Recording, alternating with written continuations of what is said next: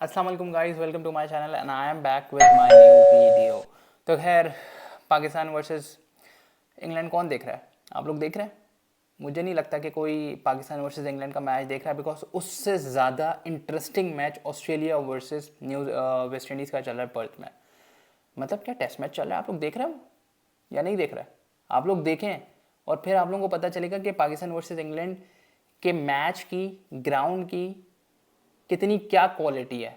और उधर Australia versus West Indies, मतलब जिस तरीके से चंदर पॉल का बेटा खेल रहा है स्टार्क और हेजलवुड और कमिंस को, मतलब यार क्या, मतलब इट इज़ जस्ट आउटस्टैंडिंग। और जिस तरीके से वो खेल रहे हैं ना, और ख़ास तौर पे ब्राथवेट की सेंचुरी, मतलब जिस तरीके से उन्होंने डिफेंस किया ऑस्ट्रेलिया के फेरी बॉलिंग अटैक को, it is just amazing to see. और मुझे लगता है कि आप लोगों को पाकिस्तान वर्सेस इंग्लैंड छोड़ के ऑस्ट्रेलिया वर्सेस वेस्ट इंडीज़ का टेस्ट मैच देखना चाहिए, because Pakistan versus England Rawalpindi में टेस्ट मैच होता है। टॉस कौन जीतता है? England, Ben Stokes.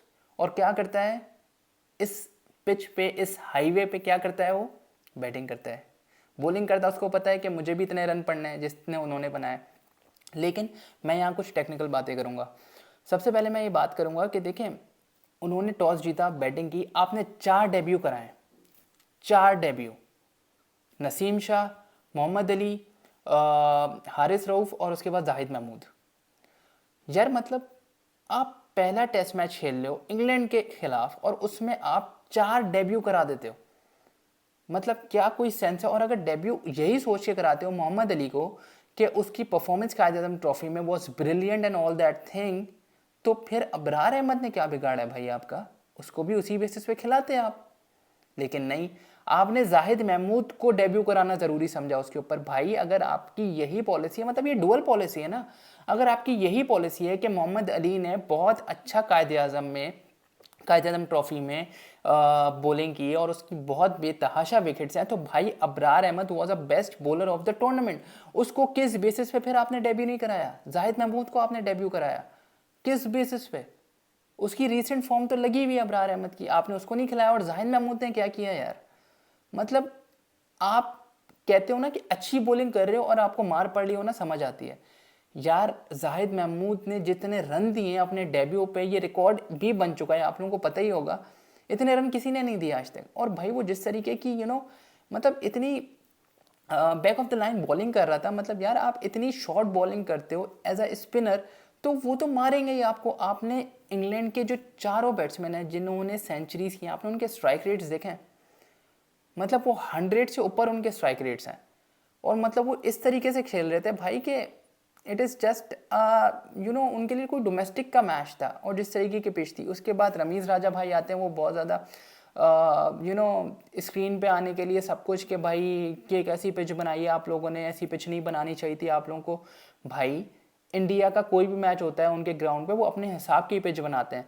आपको अगर इंग्लैंड को इतना ज़्यादा ही वो करना है कि भाई कि आप लोग हमारे घर इतने टाइम बाद आएँ, तो चले हम आपको थोड़ा सा सपोर्ट करते हैं इस चीज़ में, आपको हम इतनी ज़्यादा फ्रेंडली पिचेस बना के देते हैं। फ्रेंडली क्या पिचेस भाई, मतलब आप उनके लिए इतना गिर गए, इतना गिर गए वो ब्रिटिश हाई कमिश्नर से मिलने के बाद, मतलब आप इतना गिर गए कि आपने उनको ऐसी पिच बना के दी है जिसपे उन्होंने 650 रन आपको मार दिए यार। मतलब और उसके बाद माशाल्लाह से आपने 4 डेब्यू उस पिच पे करा दिए। उनका कैरियर कौन कौन जिम्मेदार है उनके कैरियर के लिए? मोहम्मद अली बॉलर बुरा नहीं है, ये बात याद रखिएगा, वो बॉलर बुरा नहीं है। लेकिन इस पिच पे जब हारिस रऊफ और नसीम शाह को मार पड़ सकती है, तो भाई वो क्या है? वो मुझे बताओ वो क्या है?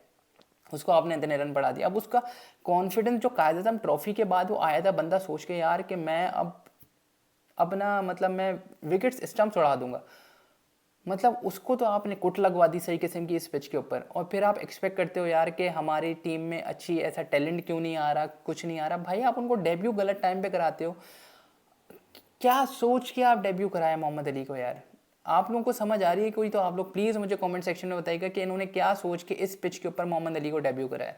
उसके बाद उनके स्ट्राइक रेट्स चेक करो इंग्लैंड के बैट्समैन के। उसके बाद जो हैरी ब्रूक्स ने जो इनिंग्स खेली है भाई, और सऊद शकील बेचारा भाई खैर मैं समझ सकता हूँ सऊद शकील की भी क्या तासुरात होंगे उस वक्त जब उसको पड़ रही थी सही की मार हैरी ब्रूक से। बट और उसके बाद बैन स्टोक्स का 228 का strike rate in test match, उसका 150 के ऊपर का स्ट्राइक रेट था हैरी ब्रूक्स का, जिस तरीके से वो मार रहा था यार। मतलब आपने उनको ऐसी पिच बना के दिया और उसके बाद आपके बैट्समैन की क्या अप्रोच है, आपके बैटर्स की क्या अप्रोच है।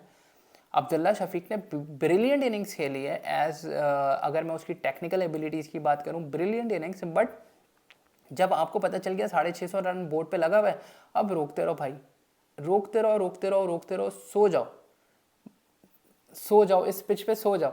और उसके बाद आपने और इमाम ने दोनों ने सेंचुरीज की भाई, आप अच्छा खासा यहाँ पे रिकॉर्ड, बहुत सारे रिकॉर्ड इस पिच के ऊपर बना सकते हैं अगर तो आप लोगों का माइंडसेट ये बन जाए ना कि भाई सेंचुरी के बाद भी एक और सेंचुरी करनी है, 200 पे जाना है।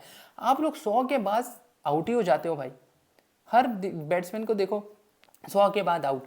बाबर की हम बात नहीं करेंगे, वो एक अलग क्लास है, लेकिन हम बाकियों की बात करते हैं। अजहर अली, मुझे ऐसा लगता है शायद ये अजहर अली की लास्ट टेस्ट सीरीज़ होने वाली है, because Azhar Ali is not performing well for some time now. और मुझे ऐसा लगता है कि जिस तरीके से असद शफीक हल्के हल्के बाहर हुआ है टेस्ट टीम से, उसी तरीके से अब अजहर अली एक दफ़ा उसका कोई रिप्लेसमेंट आई गेस मिल जाएगा। बैट्समैन भरे पड़े में आपके, आप सरफराज को चांस दे दो अजहर अली के ऊपर यार, रिजवान से फील्ड कराओ, सरफराज से कीपिंग कराओ, आप इजीली, सरफराज की फॉर्म भी लगी हुई है, आप अजहर अली की जगह उसको चांस दे सकते थे, वो आपको रन भी करके देगा भाई। खासतौर पे ऐसी पिच के ऊपर तो सरफराज आराम से सेंचुरी मार देगा। और आप लोग की क्या पॉलिसी है, मतलब फिर वही आप लोग बात करते हो कुदरत के निज़ाम के ऊपर, कुदरत के निज़ाम के ऊपर तो ऐसा कुछ नहीं होगा। अभी 158 की ट्रेल है, मुझे ऐसा लगता है अभी आगा सलमान और जाहिद महमूद खेल रहे हैं, मुझे नहीं लगता ये 100 से ऊपर, या मेरे ख्याल से 50 रन मुश्किल से बनाएंगे ये। और फर्स्ट सेशन में इंग्लैंड कल इनको आउट कर देगा, और उसके बाद फिर वो खुद बैटिंग करने आएगा और फिर वो मार धाड़ करने की कोशिश करेगा, बिकॉज उनकी जो अप्रोच है वो ब्रेंडन मैकलम की अप्रोच है। और ब्रेंडन मैकलम की अप्रोच ये है कि हमने मैच को जीतना है। वो कोशिश करेंगे कि फर्स्ट सेशन में आके इन दोनों को आउट करें, जितना जल्दी हो सकता है ये 2-3 विकेट्स लें, और उसके बाद फिर दोबारा मारदार शुरू करें और डे एंड तक अच्छा खासा स्कोर कर लें, और 5वें दिन पाकिस्तान को दें बैटिंग करने। और आपको पता ही है कि पाकिस्तान प्रेशर में आके किस तरीके से खेलता है, बट जिस तरीके की ये पिच है, इस पे इंग्लैंड के बॉलर्स कुछ भी कर लें, उनको वो चीज़ लास्ट 4th इनिंग्स में वो नहीं मिलेगा, बिकॉज ना इतना ब्रेक हो रहा है, ना इतना सीम और स्विंग हो रहा है, ना इतना बाउंस है इस पिच में। तो अब आप क्या एक्सपेक्ट करोगे। और मतलब वही पाकिस्तान वर्सेस ऑस्ट्रेलिया का जो मैच रावलपिंडी में पिछली दफ़ा हुआ था, उसमें भी यही हुआ था, सब आ रहे हैं सेंचुरी से स्कोर कर रहे हैं और आवाम खुश हो रही है, भाई चौके छक्के लग रहे हैं। बट टेस्ट क्रिकेट में ये नहीं होता भाई।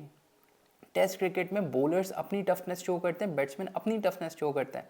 ये क्या है, आपने T20 क्रिकेट ही एक तरीके से बना दिया, ODI क्रिकेट ही एक तरीके से आपने पूरा फ्लेवर डाल दिया। जिस तरीके से वो कुट मार रहे थे नसीम शाह, हारिस रऊफ़ की और मोहम्मद अली की, और ख़ास तौर पर जाहिद महमूद की, मतलब ऐसे नहीं होना चाहिए, ऐसा नहीं होना चाहिए। ऐसी पिचेस पाकिस्तान में नहीं बनना चाहिए। और रमीज़ राजा को क्या नहीं पता था पहले से कि भाई ऐसी पिच बनी हुई है, उसको सब पता था।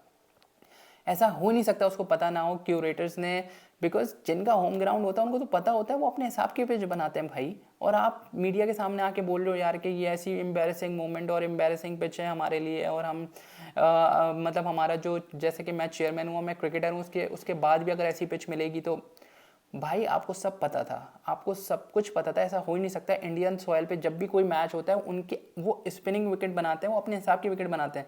वो बाद में नहीं बोलते कि it is just embarrassing moment for us as a nation. ऐसा कुछ नहीं होता भाई, आपको सब कुछ पता था। आपने खुद ऐसी विकेट बनाई है उनको सपोर्ट करने के लिए, उनको एक फ्रेंडली इन्वायरमेंट देने के लिए। तो खैर हम भी सब समझते हैं, और कोई यहाँ पे अंधा नहीं है जिसको समझ नहीं आ रही। तो खैर ये टेस्ट मैच ड्रॉ होगा, मुल्तान का टेस्ट मैच भी इसी तरीके से ड्रॉ होने वाला है। आप लोग ये मेरी बात लिख लीजिएगा, Karachi test will be the decider, और कराची में बहुत मज़ा आने वाला है। और मुझे ऐसा लगता है कि कराची के अवाम बहुत ज़ोरों शोर से निकलने वाले हैं इस नेशनल स्टेडियम में इस मैच को देखने के लिए। मुल्तान की मैं इसलिए बात करूँगा ड्रॉ की, क्योंकि बिकॉज मुल्तान की भी पिच वो ही है, वो तो इससे भी कई गुना ज़्यादा जाके बैटिंग पिच है, और उधर भी सेंचुरीज पे सेंचुरीज बनेंगी और वो भी ड्रॉ होगा। बोरिंग, मतलब आप क्या एक्सपेक्ट कर सकते हो यार।